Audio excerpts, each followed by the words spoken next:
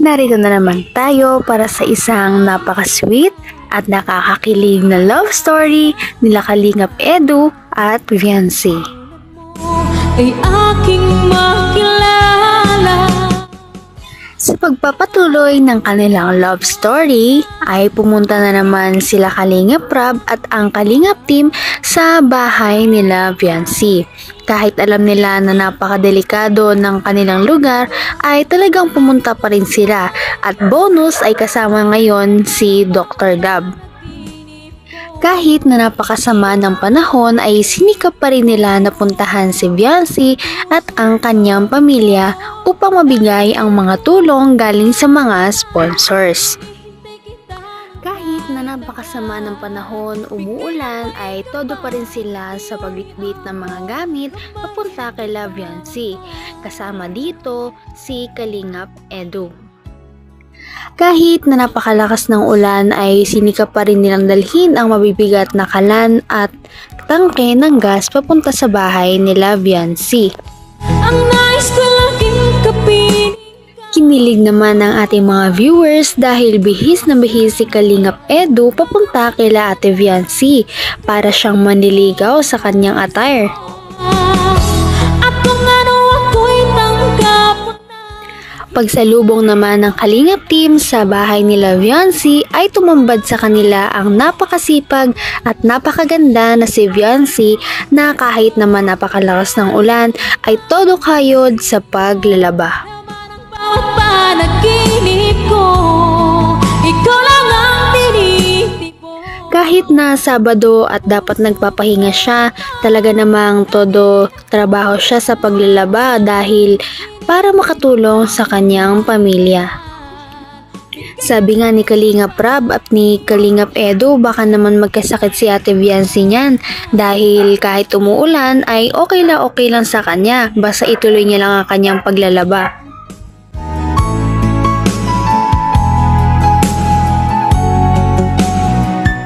Hindi na nga pinatagal ni Viancy ang Kalingap team sa labas at agad-agad niya itong pinapasok dahil nga sa bumubuhos na ulan.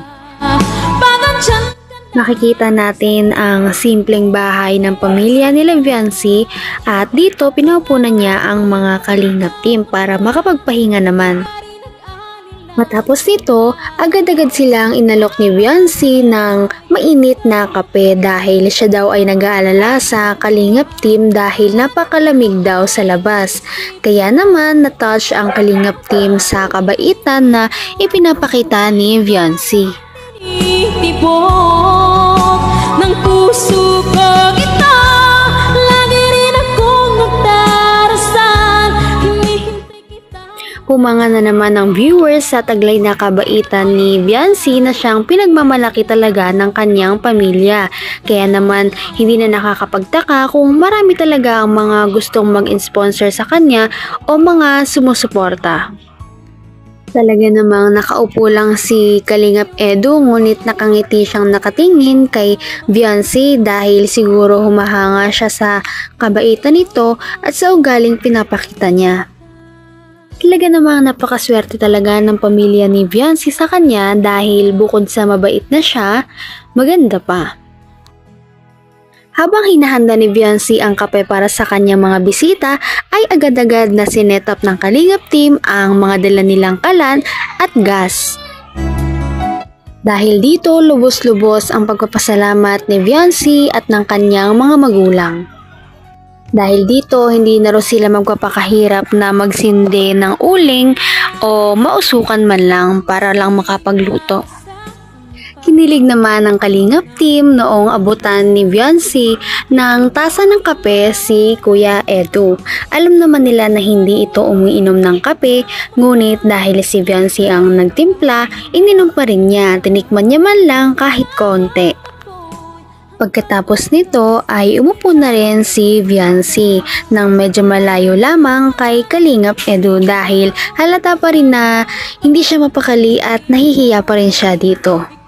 Ang tinitibok ng puso ko ito. Sa kanilang pag-uusap, sabi naman ni Kalingap Edu na gusto niyang bilhan ng washing machine si Viancy dahil napakahirap kayang maglaba ng kamay lamang ang gamit. Maya-maya, nagulat ang lahat sa ginawa ni Kalingap Edu. Ako na magtutuloy. Kuya, ang swag. Don't touch me.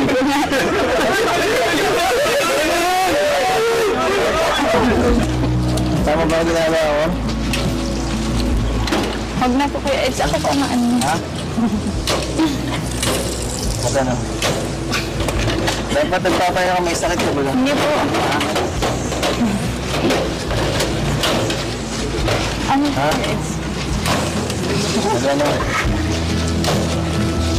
Kinilig ang lahat, pati ang Kalingap team sa mga nangyari dahil si Kalingap Edu ay biglang tumayo at nilabhan ang mga labahin ni Ate Viancy.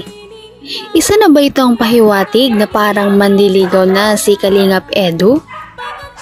Kita naman natin na nagpapanik na naman si Ate Viancy dahil hindi niya alam ang gagawin. Ayaw magpapigil ni Kalingap Edu sa pagtulong sa kanyang paglalaba. Kaya naman dahil dito ay kinilig talaga ang mga viewers. Todong-todo na naman ang pamumula ni Viancy dahil hindi na naman siya mapakali, parang kinikilig na naman siya sa mga biglaang ginagawa ni Kuya Edu. Ang tinitibok. Ako po na yung hulaga.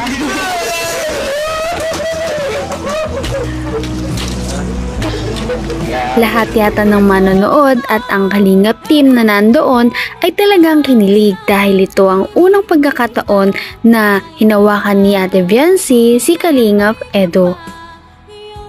Kahit anong pigil kasi kay Kalingap Edu ay ayaw niya talaga dahil gusto niya talagang tumulong.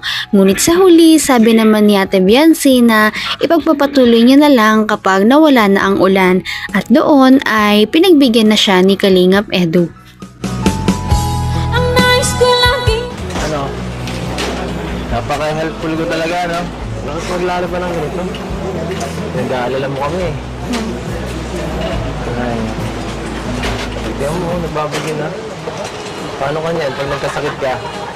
Pagkatapos ng kanilang maiksing paglalaba ay nag-usap-usap na silang dalawa.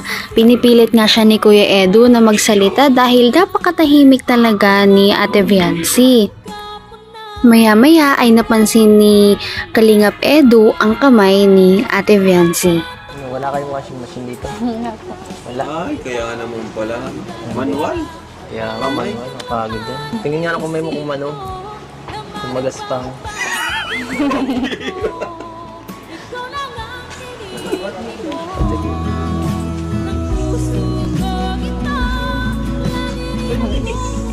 grabe nga. Mas mano pa sa'yo. Mas mano pa ang kamay ko sa'yo. Grabe. Sobrang salaba. Kaya nga sobrang sipag mo. Kinilig naman ng mga viewers dahil talagang concern na concern si Kalingap Edu kay Ate Viancy. Noong maggutom na silang lahat ay hinanda na ni Viancy ang kanyang niluto. Hinangaan na naman si Viancy ng Kalingap team dahil sa kanyang pagkamaalalahanin at magaling magluto. mahal. Anong nilagay mo dito? Bakit ang sarap? Suka lang po yan. Ha? Suka? Asukal? Asukal po. Asukal? Salamat, ha? Welcome po. Hmm? Welcome po.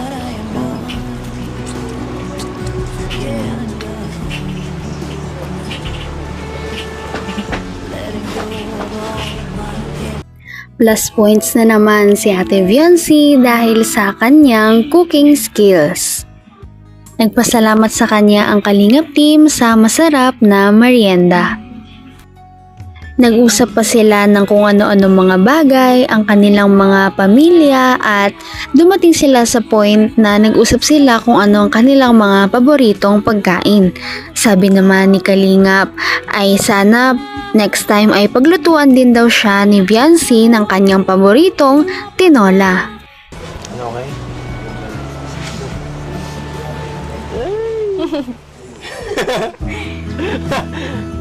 Sige, salamat. Pamod ka. Ha?